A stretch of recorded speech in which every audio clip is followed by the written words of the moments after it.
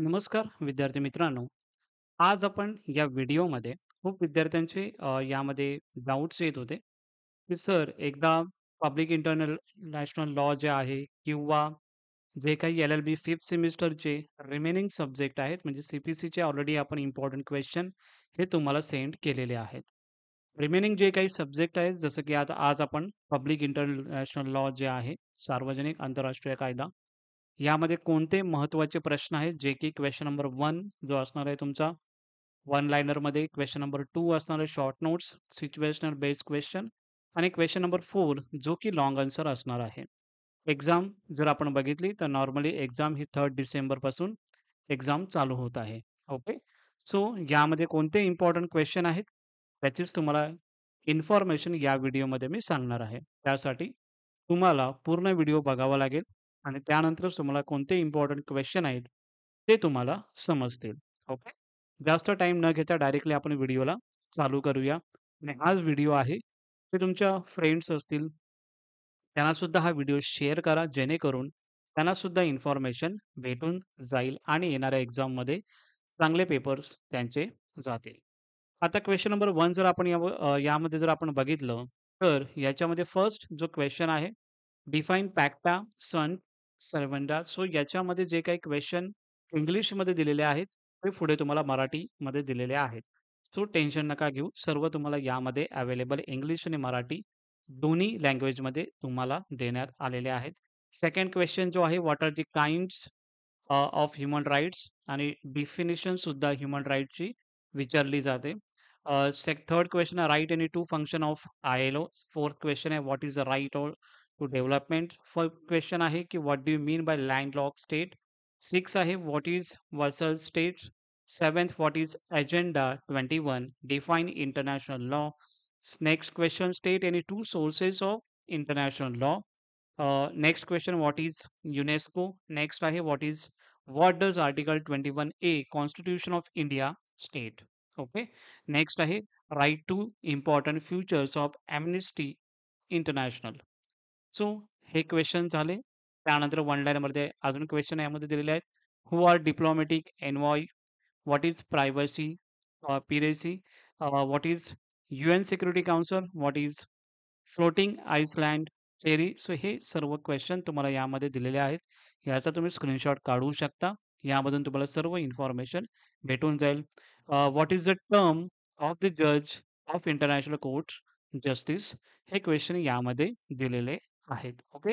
हेच क्वेश्चन तुम्हाला करायचे आहेत. हे क्वेश्चन झाल्याच्या नंतर खूप विद्यार्थ्यांचा हा डाऊट असतो, सर हे क्वेश्चन केल्याच्या नंतर अजून कोणते दुसरे करण्याची गरज आहे का? जर तुम्हाला कॉलेजने कोणते इन्फॉर्मेशन इम्पोर्टंट जर काही दिल्या असतील, तर नक्की तुम्ही ते करू शकता. काही प्रॉब्लेम नाहीये. तर फर्स्ट तुम्हाला हे करायचं आहे. हे झाल्याच्या नंतरच तुम्ही दुसऱ्या क्वेशनला तुम्ही हात लावू शकता. ओके. हे झालं क्वेशन नंबर 1.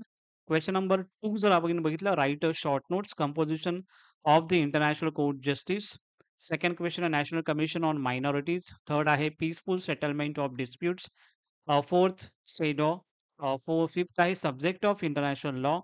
सिक्स्थ आहे, टाइप ऑफ ट्रिटीज. सेवन्थ आहे, कोरफू चॅनल केस आणि एट आहे, universal declaration of human rights. हे शॉर्ट नोट्स आहेत. हे इम्पोर्टंट आहेत. हे तुम्हाला करायचं आहे. लास्टला तुम्हाला हेही सांगणार आहे, की कशा पद्धतीने तुम्ही जर क्वेश्चन केले, तर तुमचा क्वेश्चन नंबर 1 आणि क्वेश्चन नंबर 2 जो की शॉर्ट नोट समोर दिसत आहे, तो तुमचा सॉल्व्ह होऊ शकतो. कोणते क्वेश्चन सॉल्व्ह करायचे आहेत, ते तुम्हाला यामध्ये मी सांगणार आहे. नेक्स्ट सिच्युएशन बेस्ड क्वेश्चन खूप विद्यार्थ्यांचा प्रश्न असतो. दुसरी यावरती एक व्हिडिओ बनवा. त्यावरती एक व्हिडिओ डेडिकेटेड येऊन जाईल. ठीक आहे. सिच्युएशन बेस्ड म्हणजे ते तुम्हाला स्वतःला सिच्युएशन बेस्डनुसार तुम्हाला त्यामध्ये आन्सर द्यावे लागतात. ओके. त्यामध्ये येस असू शकतं, नो असू शकतं. नंतर मग ते का येस आहे, का नो आहे, त्याचं पूर्ण डिटेल तुम्हाला आन्सर त्यामध्ये लिहावं लागतं. त्यासाठीच एक क्वेशन हा 6 मार्कासाठी आहे. ओके.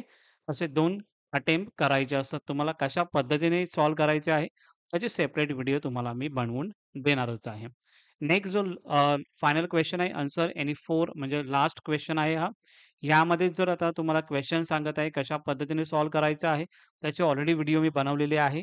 ते लाँग आन्सर कशा पद्धतीने तुम्हाला सॉल्व्ह करायचं त्याची व्हिडिओ तुम्ही जर बघितली नसेल, तर तुम्हाला व्हिडिओच्या डिस्क्रिप्शन बॉक्समध्ये किंवा आय सेक्शनमध्ये तुम्हाला भेटून जाईल. First question, explain recognition and the various theories of recognition states in international law. Second question आहे, critically examine the rights of the prisoners in India. Explain the context of some landmark cases decided by the Supreme Court. Next question आहे, explain the detail the Universal Declaration of Human Rights म्हणजेच UDHR relevance जे काही आहे ते तुम्हाला यामध्ये सांगायचं आहे. नेक्स्ट आहे explain the detail functioning of the NHRC म्हणजेच नॅशनल ह्युमन राईट्स त्यांचं जे काही रिकमेंडेशन असेल, पॉवर्स असतील, या पद्धतीने तुम्हाला क्वेशन त्यामध्ये विचारलेले जात असतात. नेक्स्ट क्वेश्चन आहे define international law, elaborate sources of international law. ठीक आहे. नेक्स्ट क्वेश्चन आहे discuss the provision United Nation convention on law of the seas. Next question आहे जर आपण बघितलं discuss the details the powers functions importance of international court justice. Next question आहे explain the steps towards the conclusion of treaty. Next आहे what is nationality, how can it be acquire and lost. Okay. Next जर आपण बघितलं मराठीमध्ये तुम्हाला यामध्ये दिलेले आहेत ते तुम्हाला डायरेक्टली तुम्हाला यामध्ये समजून जातील. याचा तुम्ही स्क्रीनशॉट काढून घेऊ शकता. ओके. सो याच्यामध्ये त्यासाठीच मराठीमध्ये जे आहे तो यामध्ये तुम्हाला दाखवत आहे जेणेकरून सर्व डाउट्स यामधून तुमचे क्लिअर होतील. ओके. सो जर आपण याच्यामध्ये बघितलं इंग्लिशमध्ये पण तुम्हाला दिलेलं आहे. मराठीमध्ये पण सुद्धा तुम्हाला यामध्ये क्वेश्चन कशा पद्धतीने फ्रेम होणार आहे त्याचं सुद्धा तुम्हाला सांगितलेलं आहे. आणि आता खूप विद्यार्थ्यांचा प्रश्न असतो, की सर क्वेश्चन नंबर 1 किंवा लास्ट क्वेश्चन जर आपण अटेम्प्ट केलं तर कशा पद्धतीने क्वेश्चन नंबर 1 आणि क्वेश्चन नंबर 2 जो की शॉर्ट नोट आहे कशा पद्धतीने सॉल्व्ह होऊ शकतो. फोकस करा, जास्तीत जास्त फोकस करा हे लाँग क्वेश्चनवरती. जर लाँग क्वेश्चन चांगल्या पद्धतीने केलं, तर तुम्हाला बघितलं तर इंट्रोडक्शन म्हणजेच क्वेश्चन नंबर 1 जो आहे आणि क्वेश्चन नंबर 2 आहे, तो ऑटोमॅटिकली तुमचा निघून जातो. कारण की क्वेश्चन नंबर 4 जर तुम्ही करताय, तर तुम्हाला दोन्ही याच्यामध्ये अटेम्प्ट करण्यासाठी चांगल्या पद्धतीचा तुमचा अभ्यास हा होऊ शकतो. त्यासाठी माय रिक्वेस्ट इज जास्तीत जास्त करून क्वेश्चन नंबर 4 तुम्ही आता अभ्यास करा. ओके. जर क्वेश्चन नंबर 1 हे तुम्हाला करायचंच आहे, पण जास्तीत जास्त जर क्वेश्चन नंबर 4 जर तुम्ही चांगल्या पद्धतीने केलं, क्वेश्चन नंबर 1 मध्ये पण तुम्ही चांगल्या पद्धतीने लिहू शकता आणि क्वेश्चन नंबर 2 सुद्धा तुम्ही त्यामध्ये जर क्वेश्चन विचारलं, तर तिकडे सुद्धा तुम्ही लिहू शकता. त्यासाठी हे बिग क्वेश्चन जे आहेत ते खूप महत्त्वाचे असतात. ते जर चांगल्या पद्धतीने प्रथमतः तुम्हाला करावं लागतं. नंतर मग क्वेश्चन नंबर 1 आणि 2 हे तुम्ही करू शकता. ओके. सर्व गोष्टी तुम्हाला समजल्या असतील. मला काय सांगायचं आहे. पूर्ण तुम्हाला इन्फॉर्मेशन हे क्वेशन आन्सर जे काही आहे ते तुम्हाला देईनच मी. पण हे क्वेशन तुम्हाला दिलेले आहेत, ते एकदा व्हिडिओ हा बघा. जेणेकरून सर्व डाउट्स तुमचे यामधून क्लिअर होतील. कोणते महत्त्वाचे प्रश्न आहेत, तुम्हाला यामध्ये मी सांगितलेले आहे. आय होप तुम्हाला जर हा व्हिडिओ आवडला असेल, तर नक्की या व्हिडिओला लाईक करा. हा तुमचा चॅनल आहे, तर डेफिनेटली सबस्क्राईब करा. खूप विद्यार्थी व्हिडिओ बघतात, पण सबस्क्राईब करत नाहीयेत. सो सबस्क्राईब करा आणि हे जे बेल आयकॉन आहे, जे नोटिफिकेशन आहे, जर आपण व्हिडिओ ज्या बनवतो, त्या तुमच्यापर्यंत जर यायच्या असतील, तर ही बेल आयकॉन जे आहे, ते प्रेस करावी लागेल. त्यानंतरच तुमच्याकडे नवीन ज्या व्हिडिओ असतील, तुमच्यापर्यंत पोहोचतील.